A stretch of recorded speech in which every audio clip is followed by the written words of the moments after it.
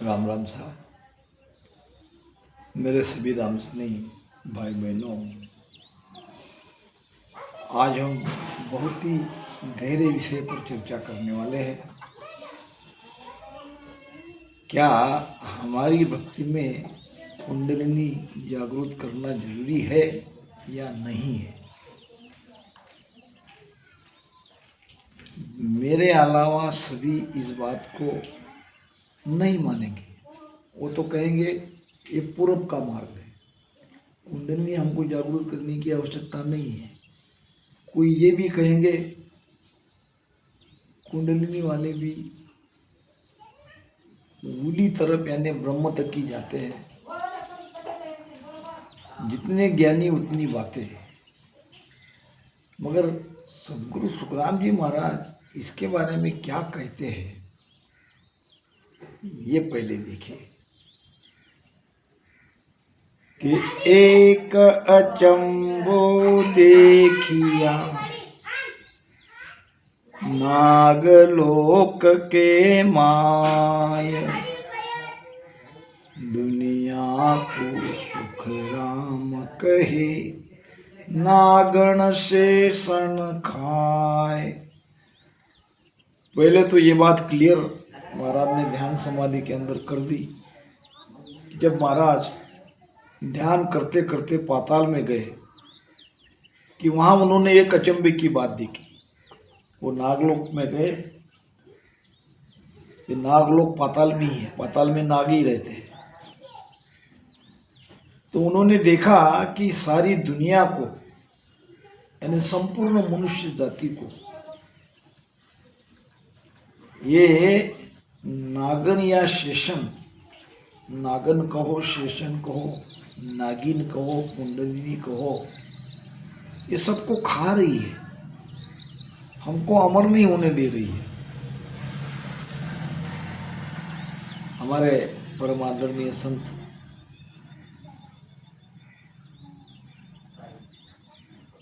दाता दरिया धाम के पिताधीश मोक्षवासी हरिनारायण जी शास्त्री महाराज ने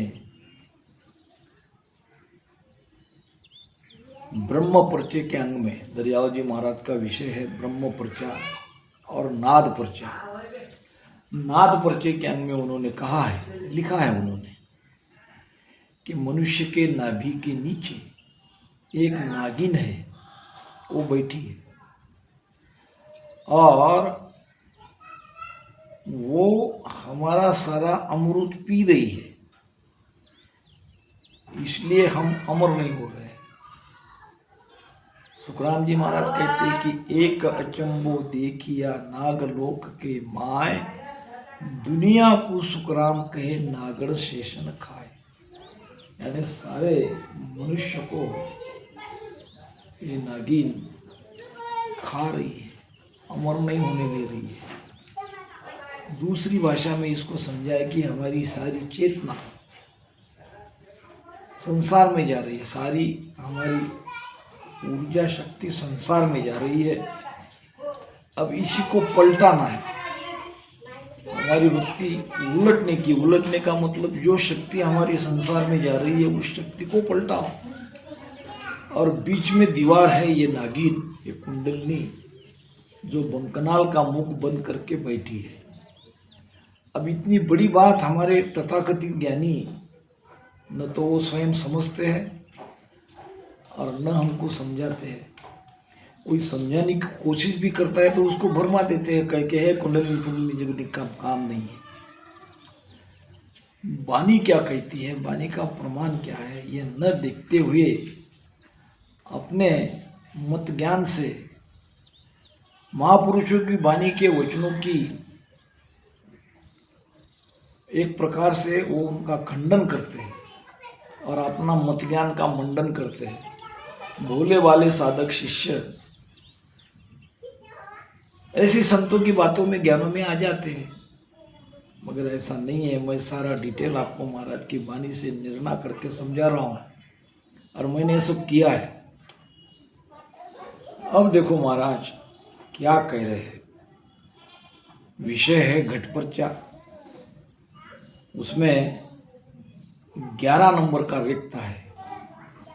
किसी ज्ञानी को, मेरे जैसे प्रवचन करने वालों को शंका हो तो ये घटपर्चे का 11वां रिक्ता निकाल के उसका सही सही अर्थ करे, समझ जाएंगे वो भी।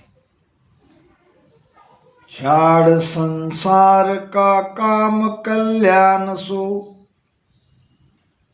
8 ही पोहर हम नाम लिया। जगत के जो भी कल्याण के साधन है, मार्ग है, कार्य है, सबको छोड़ दिया और सुरती को, मन को ध्यान में लगाया।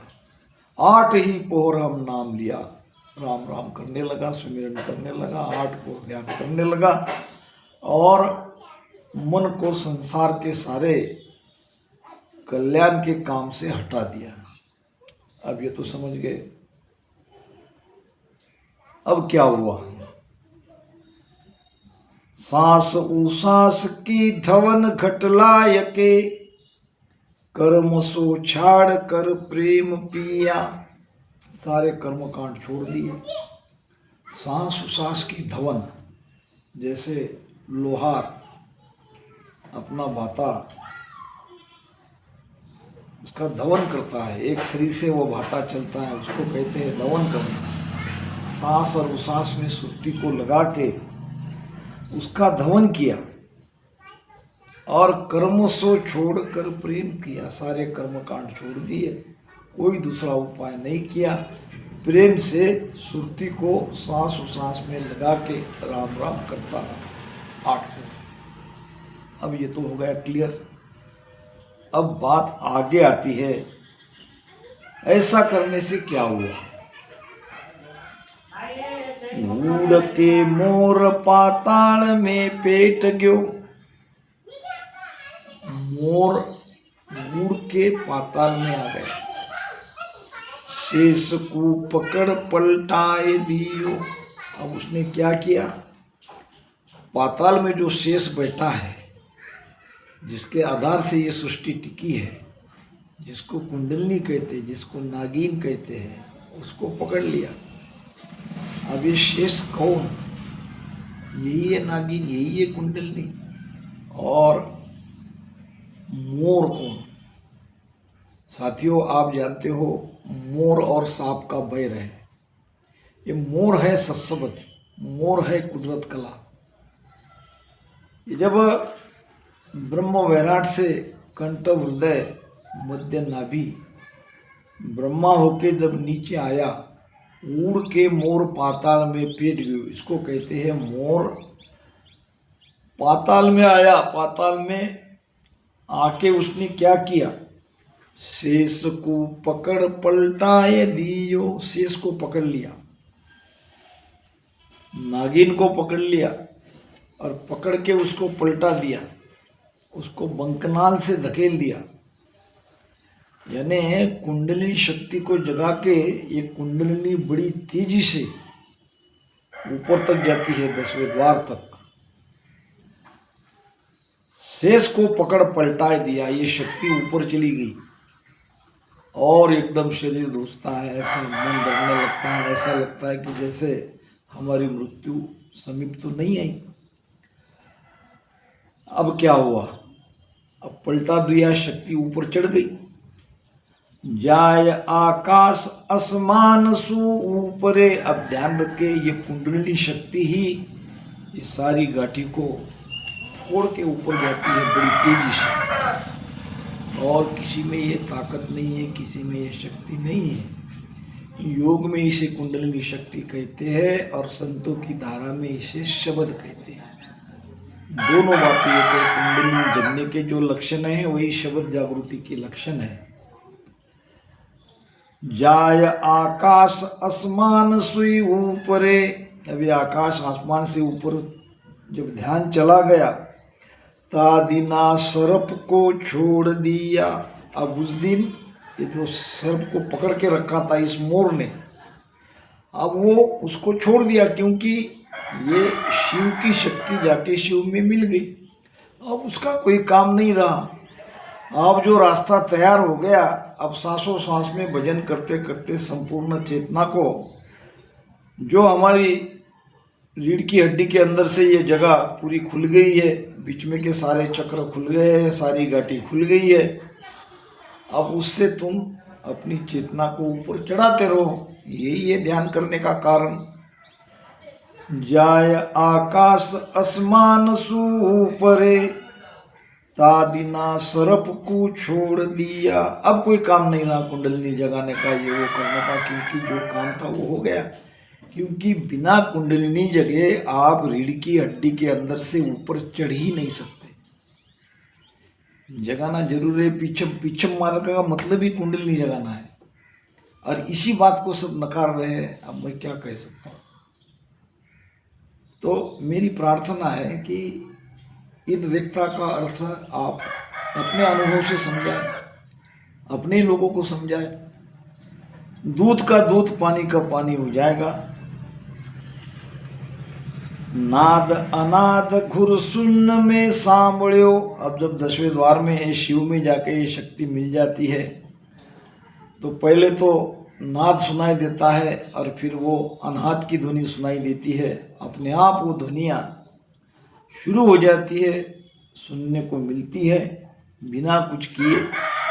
मोर महमंत होए बोल बाणी। अब ये मोर, पहला वाला मोर भेद से उस नागिन को जगा के बंकनाल का रास्ता खोल दिया। अब ये मोर जो है, ये चेतन मोर है, और वो शब्द की चेतन सत्ता है। ये शब्द चेतन मोर कहा है महाराज ने। मोर महमंत होए बोल बानी। महमंत होता है, बड़ा आनंद आता है। मोर को बहुत खुशी होती है, आनंद आता है, महमंत होता है, और अपने अनुभव की वाणी बोलता है। मोर महमंत होए बोल बाणी, दास सुखराम कहे त्रिकुटी छाड़िया, तादिना गरुड़ ही थके प्राणी। ये बात बड़ी अच्छी, बड़ी विशेष ध्यान देने योग्य है कि दास सुखराम कहे त्रिकुटी छाड़िया। अब त्रिकुटी तो यहाँ रह गई, और शिव ब्रह्म तो यहाँ रह गया। त्रिकुटी यहाँ से प्रारंभ है तो 10वें द्वार तक है। ये बिल्कुल पक्की बात है। त्रिकुटी का एरिया कोई छोटा मोटा नहीं है। जब ये त्रिकुटी छूटती है, यानी 10वें द्वार में हम जाते हैं, हमारा ध्यान जाता है। तादिना गरुड़ ही थके प्राणी। गरुड़ का थकना यानी श्वासों का थकना, वहाँ श्वास नहीं जाती है। अब श्वासा का गरुड़ से क्या संबंध? गरुड़ है भगवान विष्णु का वाहन, और भगवान विष्णु बैठे हैं नाभि में। नाभि से ये श्वासा उठती है और पीछे से पलटती है। श्वासा का जोर ज़्यादा से ज़्यादा 10वें द्वार तक है।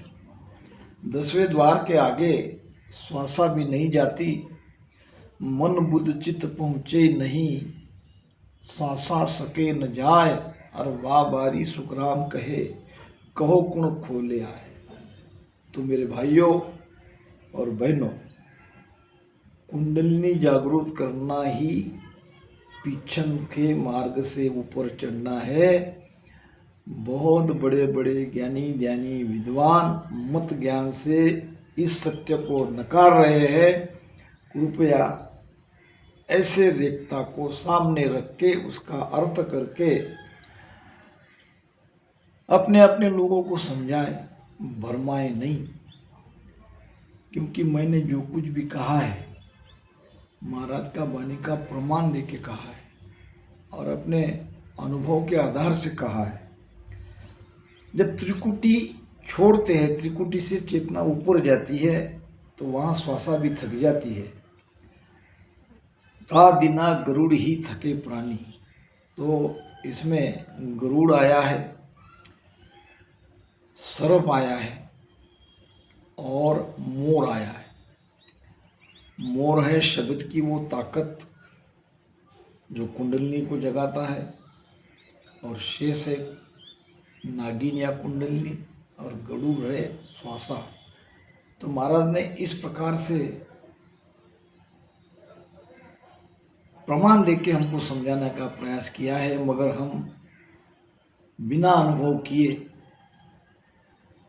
अपने मत ज्ञान से इस सत्य को नकारते हैं और सत्य कहने वाले को भी नकारते हैं। ये कृपया इसका निर्णय करना चाहिए, ये मेरी हाथ जोड़ के प्रार्थना है। राम राम साहब।